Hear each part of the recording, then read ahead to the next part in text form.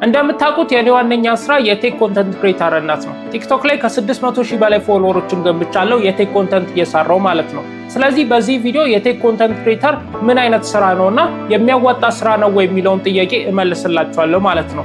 መጀመሪያ የቴክ ኮንተንት ክሬተር ለመሆን ለምን ትፈልጋላችሁ? የቴክ ኮንተንት ክሬተር ኑሮ በጣም አሪፍ የሚባል ኑሮ እኔን ራሱ ወደ ኮምፈርት ዞን ውስጥ የሚከት አይነት ኑሮ ነው እያስኖረኛለሁ የቴክ ኮንተንት ክሬሽን ማለት ነው። ምክንያቱም ስራው ደስ ይላል፣ ኑሯችሁም ደስ ይላል፣ ኢንጆይ ታደርጉታላችሁ። አንዳንድ ጊዜ ሀስል ቢያጋጥማችሁም በጣም ቀለል ያሉ ናቸው። በዛ ላይ ደግሞ ስራውን እየወደዳችሁት የምትሰሩት ከሆነ በቀላሉ የምትሰሩትና ምን አለ ደግሜ በሰራሁት በብዛት በሰራሁት የሚያስብል አይነት ስራ ነው። ስራው በጣም ደስ ይላልና በዚህ ቪዲዮ የቴክ ኮንተንት ክሬተር ለመሆን የሚያስፈልጋችሁን ዋና ዋና ኮምፖነንቶችን ልንገራችሁ።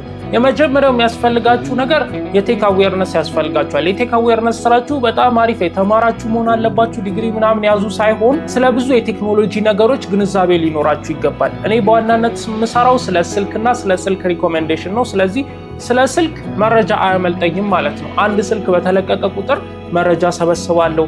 ከዛ ውጪ ደግሞ አንዳንድ የተጻፉ ጽሁፎችን አያለው።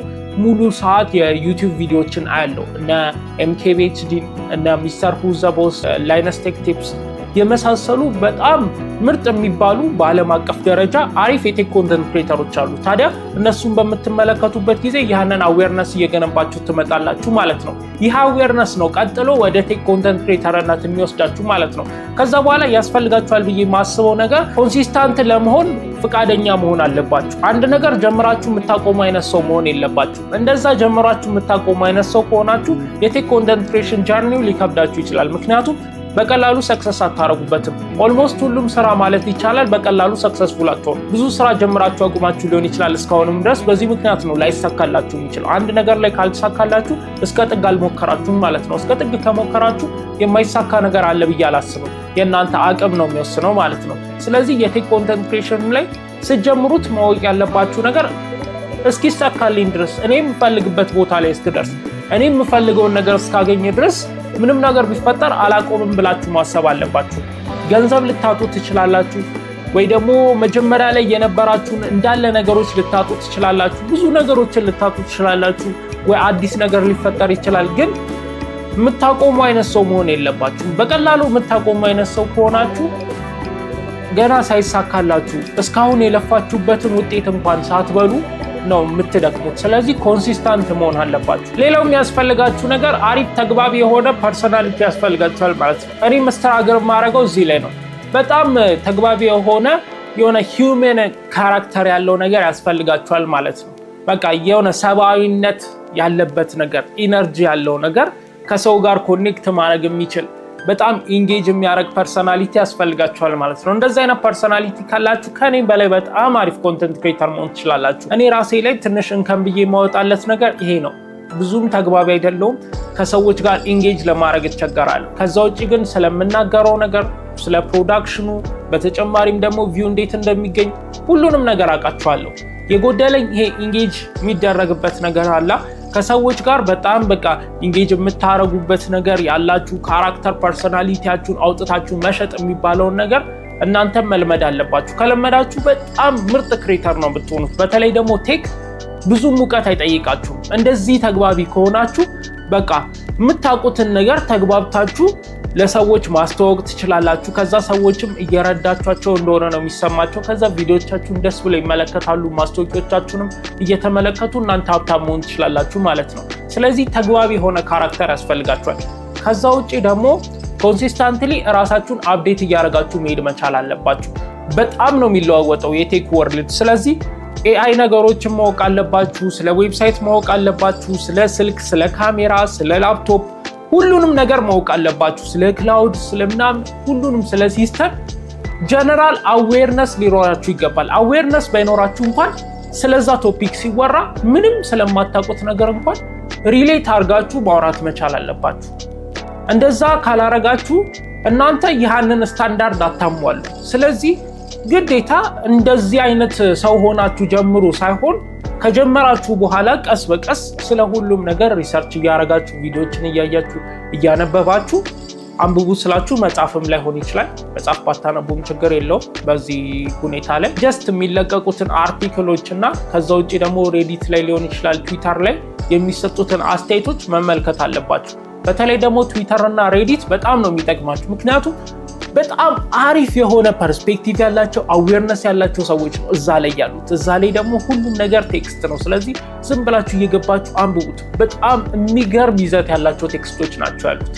እነዛ ነገሮች እናንተ ፐርሰናሊቲያችሁን ዲቨሎፕ እንድታረጉ እና በዚህ ጊዜ ደግሞ ምን አይነት የቴክ ነገሮች እንዳሉ መረጃ መሰብሰብ ትችላላችሁ ከነዛ አርቲክሎች እና ኮሜንቶች ማለት ነው። እንደዚህ አይነት ኮሚኒቲ ቤዝድ አፖችን ተጠቅማችሁ ራሳችሁን አፕዴት ማድረግ ትችላላችሁ ማለት ነው። ከዛ በኋላ ደግሞ የሚያስፈልጋችሁ ነገር ካሜራ ፊት ቀርባችሁ የመቀረጽ ችሎታ ያስፈልጋችኋል። ካሜራ ላይ መደንገጥ መቻል የለባችሁም። ራሳችሁ መሆን መቻል አለባችሁ። በቃ ካሜራ ላይ ስትቀርቡ ድምጻችሁን ጮክ አድርጋችሁ ምናምን መቀረጽ የለባችሁም። ያ አውቃለሁ ራሴ ጮክ ብዬ ነው የምቀረጸው፣ ግን ያ የምፈልገውን ኢነርጂ እንዲያመጣልኝ እያሰብኩ ነው። ያ ኢነርጂ ከሌለው ተመልካቹ ሲቀንስ ስለማየው ሁልጊዜ ቪዲዮን በምቀርጽበት ጊዜ ኢነርጂ እየሰጠው ነው። ጮክ ብዬ ነው የምጀምረው ሰዎችን አትራክት እንዲያደርግ ማለት ነው።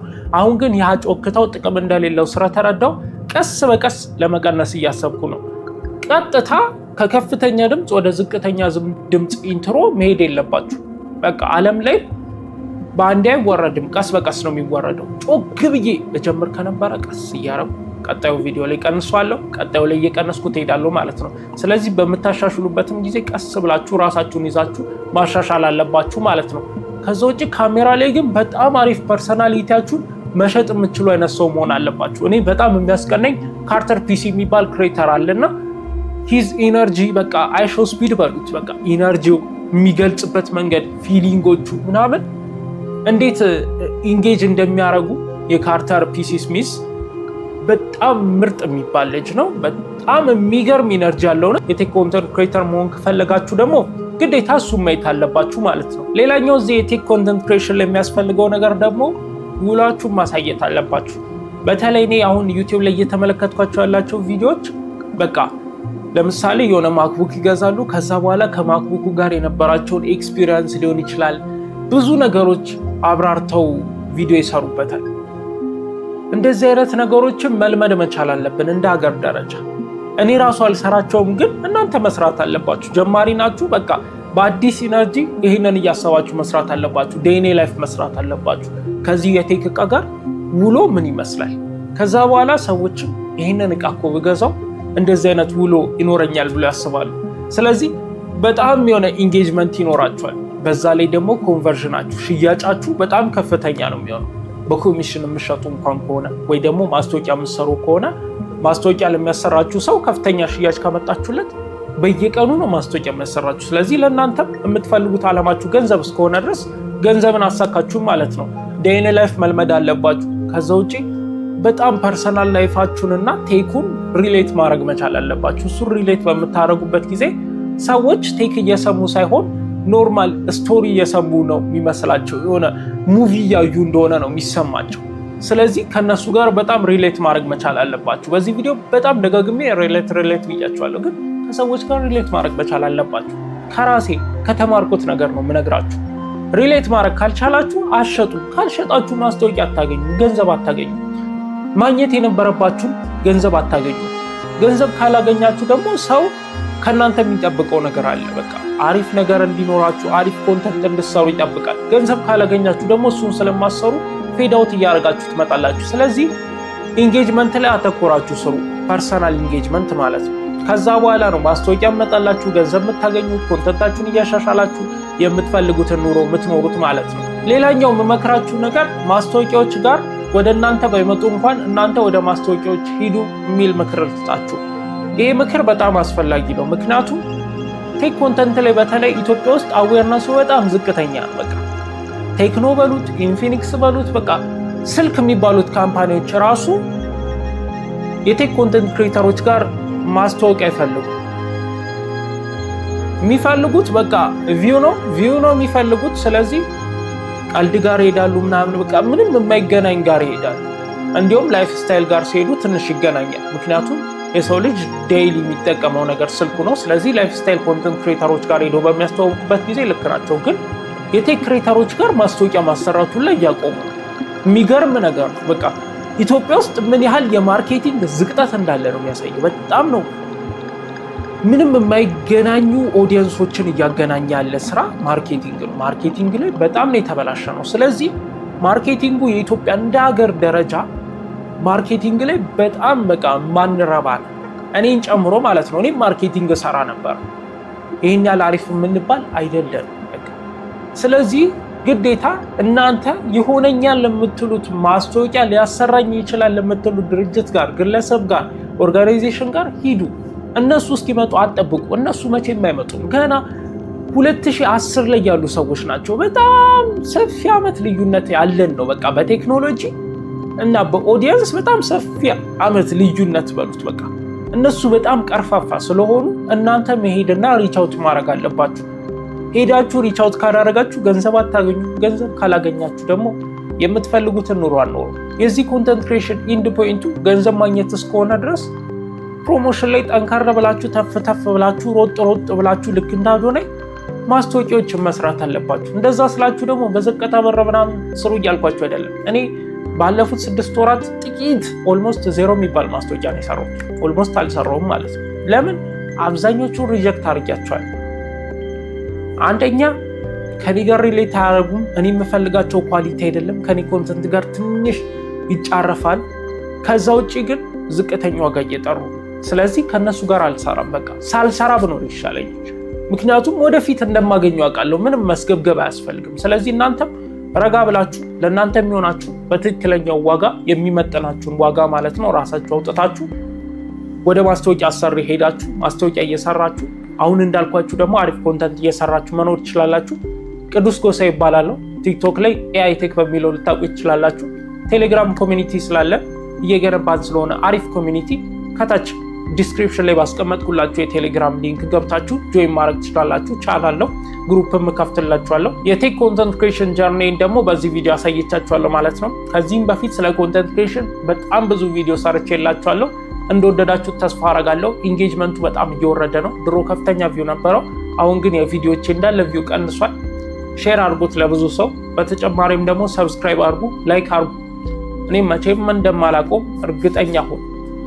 ቪው ቢወርድ ገንዘብ ባጣ ኮንተንት ክሬሽን መቆም የሌለበት ነገር ነው ብዬ ስለማስብ በየቀኑ ፖስታለሁ። ዩቲዩብ ደግሞ በየሳምንቱ ፖስታለሁ። እናንተን ማስተምራችሁን ነገር ራሴ መተግበር ስላለብኝ ማለት ነው።